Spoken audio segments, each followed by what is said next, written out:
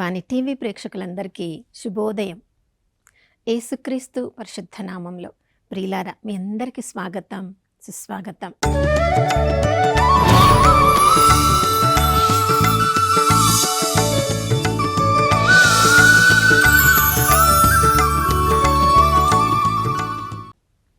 గడిచిన దినమంతా కంటికి రెప్పలా కాచుకున్న దేవాతి దేవునికి పూర్ణ హృదయంతో, పూర్ణ ఆత్మతో, పూర్ణ శక్తితో వందనాలు తెలియచేద్దాం. ఈ ఉదయకాలంలో కూడా ప్రియులారా, దేవుడు నమ్మదగినవాడు, విశ్వసనీయుడు. మన శక్తికి మించి మనల్ని శోధింపబడనీయని దేవుడు. ప్రతి ఉదయము ఆ ప్రభువుకి తెలుసు ఎలాంటి శోధనలు మనం ఎదుర్కోబోతున్నామో, ఎలాంటి వేదనలు మనము ఎదురు చూడబోతున్నామో, ఎంతగా కన్నీరు కార్చబోతున్నామో, ఆ రోజులో ఎన్ని సంతోషాలు, ఎన్ని దుఃఖాలు రాబోతున్నాయో ప్రభువుకి మన భవిష్యత్తు బాగా తెలుసు.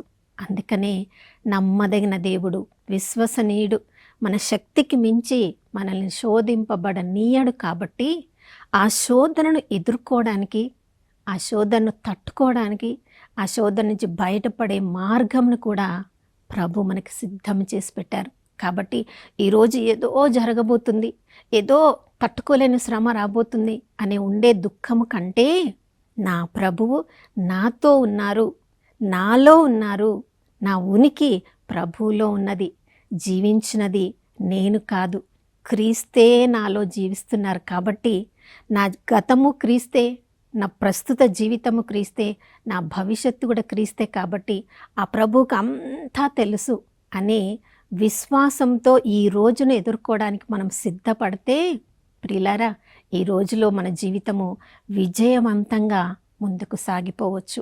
చూడండి, ప్రతిరోజు ఎవరు మనల్ని ఏమంటారో, ఎలాంటి శ్రమలు ఎదుర్కోవాల్సి వస్తుందో, ఎలాంటి మాటలు వినవలసి వస్తుందో అని కొన్నిసార్లు భయంగా రోజులో జీవిస్తూ ఉంటాం. ప్రియులారా, నిజంగా మానవులందరూ కూడా పాపము చేసి దేవుని మహిమను కోల్పోయారని వాక్యమే మనకు స్పష్టంగా చెప్తుంది.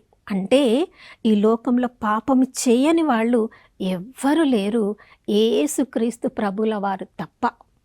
కానీ ఆ పాపము చేసినప్పుడు మన మనసాక్షికి తెలుసు, మన మనసాక్షి మనల్ని గద్దిస్తూనే ఉంటుంది. ఎంత త్వరగా మన మనసాక్షి మాట విని అంత త్వరగా మంచి పాప సంకీర్తనం చేసినప్పుడు, మన మనసాక్షి మాట విని ఆ ప్రభు రక్తంతో మనం శుద్ధి చేసుకున్నాం కాబట్టి పాప మన్నింపు పొందినప్పుడు తిరిగి మనము ధైర్యముతో ఏ పరిస్థితినైనా ఎదుర్కొనగలము. పాప పశ్చాత్తాప పడనంత వరకు మన పాపమే, మన మనసాక్షి మనల్ని గద్దిస్తూ ఉన్నప్పుడు మనల్ని మనమే ఎదుర్కోలేని వాళ్ళము ఎదుటివారి మాటలను ఏ విధంగా ఎదుర్కోగలము? ప్రియులారా, పాపము చేసినప్పుడు అది బయటికి రానంత వరకు సంతోషంగా జీవిస్తూ ఉంటాం, మన మనసాక్షిని ప్రక్కన పెట్టేస్తాం. కానీ ఎప్పుడెప్పుడైతే మనం చేసిన నేరాలు, ఘోరాలు బయటికి వస్తాయో అప్పుడు ఎవరేమంటారో, ఎవరి మాటల్ని ఎలా నేను ఎదుర్కోవాలో దాని గురించి మనము భయపడుతూ ఉంటాం. తిరిగి వాళ్ళకి ఎలా సమాధానం చెప్పాలి అని కూడా ముందే సిద్ధం చేసుకొని పోయి ఉంటాం. కానీ కొన్నిసార్లు మనం ఏ తప్పు చేయకపోయినా ఎన్నెన్నో నేరాలు, ఎన్నెన్నో ఘోరాలు మన మీద అన్యాయంగా ఆపాదింపబడినప్పుడు ఆ పరిస్థితి మనకి ఎంతో చికాకు పరుస్తుంది. మనం చేసిన పాపాలు, ఘోరాలే ఒకవైపు మన మనసాక్షి మనల్ని గద్దిస్తుంటే దాన్నే మనం తట్టుకోలేనప్పుడు, మనము చెయ్యని పరిస్థితిని కూడా అన్యాయంగా మన మీద నేరారోపణ చేయబడినప్పుడు ప్రియులారా, మనుషులు ఎవ్వరు కూడా మనల్ని ఆదుకోలేరు. ఆ పరిస్థితుల్లో మనం చూడవలసింది ఆ దేవాతి దేవుని వైపే. చూడండి, బైబిల్ గ్రంథంలో ఎంతెంతో మంది ఈ పరిస్థితిని ఎదుర్కొన్నారు. 7వ కీర్తన 8వ వచనంలో ఇదే పరిస్థితిని ఎదుర్కొన్న దావీదు రాజు అంటున్నాడు, అయ్యా నువ్వు న్యాయాధిపతివైన దేవుడవు. ఎంతెంతో మంది ఎన్నో మాటలు నన్ను అంటూ ఉన్నారు, కానీ నువ్వు న్యాయంగా తీర్పు తీరుస్తావయ్యా. అన్యాయంగా నా మీద మోపబడిన ఈ నేరారోపణలు అన్నిటికి కూడా నీతిగల న్యాయాధిపతివి, నువ్వు నీతిగా తీర్చిదిద్దుతావయ్యా.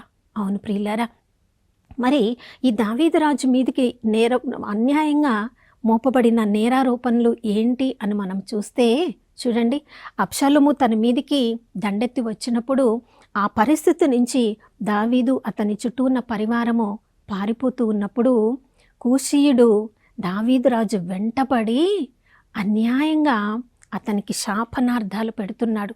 ఏమంటున్నాడు? నువ్వు రక్తము ఒలికించిన దుర్మార్గుడవు, నువ్వు సౌలు రాజు యొక్క రాజ్యాన్ని బలవంతంగా ఆయన దగ్గర నుంచి నువ్వు తీసేసుకున్నావు, అతని కుమారులందరినీ కూడా నువ్వు చంపించేశావు, అతనికి వ్యతిరేకంగా నువ్వు ఎన్నో పాపాలను కట్టుకున్నావు. అందుకనే ఇప్పుడు నీ చేతి నుంచి నీ రాజ్యము దేవుడు లాక్కొని నీ కుమారుడైన అబ్షాలోముకు అది అందించేశాడు. ఇక నీవు రాజుగా ఉండలేవు, నీ నాశనాన్ని నీ చేతులారా నీవే తెచ్చిపెట్టుకున్నావు. ప్రియులారా చూడండి, ఒకవైపు తన సొంత కుమారుడు తన మీదికే యుద్ధం చేయడానికి వస్తుందన్న బాధ, మరొక వైపు ఈ కూషీయుడు చెప్పిన వాటిల్లో ఏది కూడా నిజం లేదు. సౌలు రాజు యొక్క రాజ్యాన్ని దావీదు రాజు తను బలవంతంగా లాక్కోలేదు. సౌలు దేవుడు చెప్పిన మాటకి అవిధేయత చూపించాడు కాబట్టే సమూయేలు మొదటి గ్రంథం 15వ అధ్యాయంలో మనం చదువుతున్నాం. అమాలేకుల మీద యుద్ధానికి వెళ్ళి అక్కడ పసిపాపల్ని పశువుల్ని కూడా చంపేయమని దేవుడు చెప్తే చూడండి, సౌలు రాజు దేవుడికి అవిధేయత చూపించింది ఏంటి? ఆ అగాగు రాజునే చంపలేదు, అక్కడ బలిష్టంగా ఉన్న కోడదూడలను కూడా చంపకుండా ఈ తమ దేశానికి తీసుకొని వచ్చినప్పుడు సమూయేలు ప్రవక్త వెళ్ళి చెప్తున్నాడు, ఎందుకయ్యా దేవుని మాటకు నువ్వు అవిధేయత చూపించావు, అన్నిటినీ చంపేయమని చెప్తే సౌలురాజు ఏం చెప్తున్నాడు ప్రియులారా? నీ దేవుడికి బలి అర్పించడానికి వాటిని మేము తీసుకొని వచ్చాము. గాడిదలను మేపుకునే సౌలును దేవుడు రాజుగా చేసినప్పుడు, రాజుగా అధికారం పొందిన తర్వాత రాజుగా సౌలు చెప్తున్న మాట ఏంటి? నీ దేవుడు, నీ దేవుడికి బలి అర్పించడానికి మేము తీసుకొని వచ్చాము. ప్రియులారా, దేవుడికి ఏమైనా బలి అర్పించకపోతే ఆయన యొక్క సింహాసనం ఏమైనా తక్కువైపోతుందా? మన బలుల మీద దేవుడు ఆధారపడి ఉన్నాడా? ఇంత అన్యాయం చేసిన సౌలు వైపు ఆ కూషీయుడు మాట్లాడుతూ, సౌలు యొక్క రాజ్యాన్ని నువ్వు బలవంతంగా లాక్కున్నావు, అందుకే నీ దగ్గర నుంచి రాజ్యము నీ కుమారుడికి ఇవ్వబడుతుంది. ఇక్కడ అబ్షాలోము అన్యాయంగా దావీదు తన తండ్రి మీద యుద్ధానికి వస్తున్నాడు. ఇలాంటి పరిస్థితులలో ఏ మనుషుడైనా దావీదు వైపుకి ఉన్నారు, దావీదు వెంట ఉన్నారు, కానీ ఆ పరిస్థితి నుంచి దావీదు కాపాడగలరా? ప్రియులారా, మనుషులు ఎవ్వరు కూడా ఆ అన్యాయమైన నేరారోపణ నుంచి మనల్ని గట్టెంకించలేరు. కానీ నీతిగల న్యాయాధిపతి ఆ దేవుని వైపు చూసినప్పుడు దేవుడి చేతి పనిలో ఉన్న మనమందరము కూడా ఆ దేవుని కృప ద్వారా ప్రతి పరిస్థితి నుంచి బయటికి రాగలము. చూడండి ప్రియులారా, దానియేలు గ్రంథం 13వ అధ్యాయంలో సూసన్న అనే దైవ భక్తి గల ఒక స్త్రీ గురించి మనం అక్కడ చదువుతున్నాం. తల్లిదండ్రులు దైవ భక్తి కలిగిన వారు, భర్త కూడా ఆ సమాజంలో సంఘంలో ఎంతో మంచి పేరున్నవాడు, వాళ్ళు ఎంతో ధనవంతులు. ఆ ఊర్లో ఉన్న వాళ్ళందరికీ ఏమన్నా తగాదాలు వచ్చినప్పుడు వీరి ఇంటికే వచ్చినప్పుడు వీరి గృహంలోనికి వచ్చిన న్యాయాధిపతులు పెద్దలు వారి యొక్క తగాదాలన్నీ కూడా తీర్చేవాళ్ళు. అంత పేరున్న కుటుంబంగా ఆ ప్రాంతంలో సూజన్న అతని యొక్క భర్త యొక్క కుటుంబం ఉంది. చూడండి, ఆ సూజన్న మీద దైవ భక్తిలో తల్లిదండ్రుల దగ్గర పెరిగిన అలాంటి సూజన్న మీద ఇద్దరు న్యాయాధిపతులే అన్యాయంగా నేరారోపణ చేస్తున్నారు. ఆమె ఎంతో అందంగా స్త్రీ, ఆమె అందం మీద వారు చెడ్డ మనసు కలిగి ఆమెతో పాపం చేయాలని ఆమెను ప్రోత్సహించినప్పుడు, నేను దేవునికి మీకు మధ్యలో ఉన్నాను, ఇప్పుడు మీతో పాపం చేస్తే దేవునికి వ్యతిరేకంగా నేను పాపం చేసిన దాన్ని అవుతాను, మీతో పాపం చేయకపోతే దేవుని దృష్టిలో నేను మలినం లేకుండా ఉంటాను, కానీ మీ చేతుల్లో నేను పడిపోతాను. చూడండి ప్రియులారా, దైవ భక్తి గల స్త్రీగా పెరిగిన ఆ స్త్రీ మనుషులను ఒకవైపు దేవుని వైపు ఒక పెట్టుకొని తన పరిస్థితిని ఎవరికి అప్పచెప్పాలా అని చూస్తుంది. అన్యాయంగా నేరారోపణ గావింపబడినప్పుడు తన పరిస్థితిని అప్పటికప్పుడు తనని పాపంలోనికి లాగి తనని కాపాడగలిగిన మనుషుల మీద తన పరిస్థితిని పెట్టకుండా ఆ మనుషులు తనకు శిక్ష వేయించగలిగినప్పటికీ తనను పాపరహితంగా దేవునికి సమర్పించుకోవాలని ఆ పాపానికి ఒడిగట్టకుండా మరణించే శిక్షకు కూడా తనను తాను సిద్ధపరచుకుంటుంది ప్రియులారా. కానీ దేవుడు ఆకాశంలో కూర్చొని అందరినీ చూస్తున్నాడు. ఎవరెవరు నిజంగా నేరారోపణ చేయించబడుతున్నారు, ఎవరెవరు అన్యాయంగా నేరారోపణ చేయించబడుతున్నాడు. ప్రియులారా, ఈ మనుషుల్లో లోకంలో రకరకాల న్యాయాధిపతులు ఉండవచ్చు. వాళ్ళు న్యాయం నిజంగా తీర్చే వాళ్ళు ఉండవచ్చు, అన్యాయంగా న్యాయం చేసే వాళ్ళు ఉండవచ్చు. కానీ దేవుడు మాత్రము అన్నిటిని కూడా గమనిస్తూ ఉన్నాడు. ఎవరెవరు అన్యాయంగా నేరారోపణ చేయబడుతున్నారో వారు కన్నీటితో ఆకాశము వైపు చూసినప్పుడు సర్వాధికారి అయిన దేవుడు సరి అయిన సమయంలో సరి అయిన విధంగా తన నమ్ముకున్న బిడ్డలకి న్యాయం చేకూర్చుతాడు. చూడండి, ఆ న్యాయాధిపతులు ఇద్దరు చెప్పిన దాన్ని బట్టి, వారు న్యాయాధిపతులు కాబట్టి అక్కడున్న ప్రజలందరూ కూడా సూసన్న నిజంగా తప్పు చేసిందేమో అనుకున్నారు. కానీ ఆ దేవుడి మీద సూసన్న ఆధారపడింది కాబట్టి దేవుడు దానియేలును పురికొల్పి, ఆమెను మీరు అన్యాయంగా మరణశిక్షకు పాత్రులు చేస్తున్నారు, ఆ పాపంలో నాకు ఏ భాగము లేదు, నేను భాగస్వాముడను కాదు అన్నప్పుడు వారందరిలో దానియేలుకు చాలా మంచి పేరు. అందరూ ఒక్కసారిగా ఆగిపోయారు.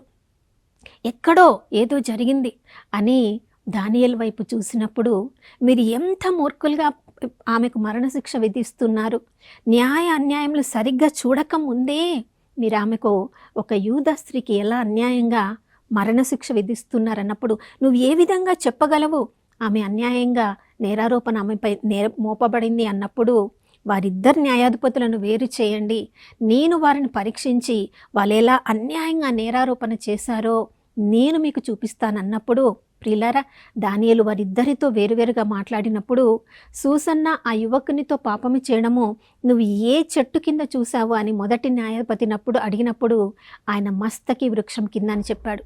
మరొక న్యాయాధిపతిని అడిగినప్పుడు ఆయన సింధూర వృక్షం కింద అని చెప్పాడు. అప్పుడే వారందరి కన్నులు తెరవబడ్డాయి. అన్యాయంగా సూసన్న మీద నేరారోపణ చేయబడిందని. ఆ న్యాయాధిపతులు ఎంత కుతంత్రులైనారో దానియేలు ద్వారా దేవుడు వారందరి ముందు తెరచిన పుస్తకంలాగా పెట్టాడు ప్రియులారా. అప్పుడు సూసన్న దేవుని వైపుకు తిరిగి, నిజంగా ప్రవ్వా, నువ్వు న్యాయము తీర్చే నీతిగల రాజువి, నీ మీద ఆధారపడిన వాళ్ళు ఎవ్వరు కూడా నాశనము చెందరు. ప్రియులారా, మనం యథార్థంగా ఉన్నంత వరకు ఈ లోకంలో ఎంతగా మనల్ని క్రింద పడేయాలని చూసినా, అన్యాయంగా నేరారోపణ చేయాలని చూసినా కూడా ఆ పరిస్థితుల్లో మనం వీలైనంత వరకు యథార్థంగా చట్టబద్ధంగా ఉండి ఆ దేవాతి దేవుని వైపు కన్నులెత్తి చూసినప్పుడు ఎవరి ద్వారా సహాయం కావాలో సరియైన సమయంలో దేవుడు మనకు న్యాయం చేస్తారు. దుష్టులు అన్యాయంగా నేరారోపణ చేసిన వాళ్ళకి దేవుడు తగిన విధంగా బుద్ధి చెప్తారు. సూజన్నకు మరణశిక్ష వేయబడింది, కానీ అదే మరణశిక్ష అన్యాయంగా నేరారోపణ చేసిన ఆ ఇద్దరు న్యాయాధిపతులకు విధించబడింది. నా ప్రియ సహోదర సహోదరి, నీ జీవితంలో ఎన్నిసార్లు నీవు అన్యాయంగా నేరారోపణకు గురి అయి కన్నీరు కారుస్తున్నావేమో. అది నీ సొంత కుటుంబ సభ్యులే నిన్ను అర్థం చేసుకోకపోవచ్చు. నువ్వు ఎవరోని నమ్మి ఉన్నవాళ్ళో వాళ్ళే అన్యాయంగా నీ మీద నేరారోపణ చేసి ఉండవచ్చు. అయినప్పటికీ కూడా దావీదు రాజు వలె, సూసన్న వలె ఆ దేవాతి దేవుని మీద మనము కన్నులు పెట్టి మనకి సాధ్యమైనంత వరకు యథార్థంగా ఉండడానికి ప్రయత్నిస్తే అన్ని పరిస్థితులలో మనల్ని ఉన్నత స్థితిలో నిలిపే దేవుడు మనకి తోడుగా ఉన్నాడు. ఈ ఉదయకాలంలో మనమందరం కూడా మన మనస్సులను ఆ ప్రభువు మీద నిలుపుదాం. ఆ ప్రభువే మనకు కావలసిన శక్తిని అనుగ్రహిస్తారు. నాతో కలిసి ప్రార్థించండి. పరిశుద్ధుడైన దేవానికి స్తోత్రములు తండ్రి. ప్రభా, ఈ లోకంలో మేమందరము కూడా పాపాత్ములమే ప్రభా. అయ్యా, మా పాపములను మా మనసాక్షి ఎత్తి చూపిస్తున్నప్పుడు వీలైనంత త్వరగా మేము మంచి పాప సంకీర్తనం చేసి ప్రభా నాయన మా మనసాక్షి మమ్మల్ని గద్దించకుండా ఉండడానికి కృపను దయచేయండి ప్రభా. న్యాయంగా ఎవరైనా మా మీద నేరారోపణ చేసినప్పుడు దాన్ని మేము అంగీకరించే కృపను, దాన్ని సరిదిద్దుకునే కృపను మాకు అనుగ్రహించండి. అన్యాయంగా నేరారోపణ చేయబడినప్పుడు ప్రభా నాయన వారిని మేము మరి తిరిగి అన్యాయంగా నేరారోపణ చెయ్యకుండా నీ వైపుకు తిరిగినప్పుడు ప్రభా దావీదును మరి అధికంగా నువ్వు ఆశీర్వదించావు. మళ్ళీ తిరిగి అదే రాజ్యానికి తీసుకొని వచ్చావు. ఆ కూషీయుడు తిరిగి అతని కాళ్ళ దగ్గరకు వచ్చి దావీదును ప్రభా తను చేసిన తప్పును గాను క్షమాపణ అడుగుతున్నాడు. మంచి హృదయం కలిగిన దావీదు రాజు అతన్ని క్షమించి వదిలివేస్తున్నాడు. ప్రభా మా అందరి జీవితాల్లో ఎవరెవరో అన్యాయంగా నేరారోపణ చేసినప్పుడు దాని మీదనే మా దృష్టిని పెట్టి మేము నిరాశకు నిస్పృహకు గురి కాకుండా అలాంటి పరిస్థితులన్నిటిలలో నీ వైపు కన్నులెత్తి చూడడానికి, నీవున్నావనే ధైర్యంతో ప్రతి పరిస్థితిని ఎదుర్కోవడానికి నీవు చెప్పే నాయన నీతిగల న్యాయాధిపతి దేవుడు మా తోడు ఉన్నాడని మీ యొక్క సమయం వరకు మేము నాయన ఎదురు చూసే కృపతో, నిరీక్షణలో ఉండే కృపలో మా అందరికీ నూతన హృదయాన్ని దయచేయమని యేసయ్య పరిశుద్ధ నామంలో అడిగి వేడుకొనిచున్నాం తండ్రి, ఆమేన్. ప్రియులారా, దావీదు రాజుని కాపాడిన దేవుడు, సూసన్నాను కాపిన దేవుడు ఈరోజు నిన్ను నన్ను కాపాడడానికి సిద్ధంగా ఉన్నారు. ధైర్యంతో అన్ని పరిస్థితులను ఎదుర్కొందాం. మరొక నూతన శుభోదయంలో మనం అందరం కలుసుకునే వరకు దివ్యవాణి టీవీని వీక్షిస్తూ ఉందాం. ఇమ్మానుయేలు, దేవుడు మనతో ఉన్నారు.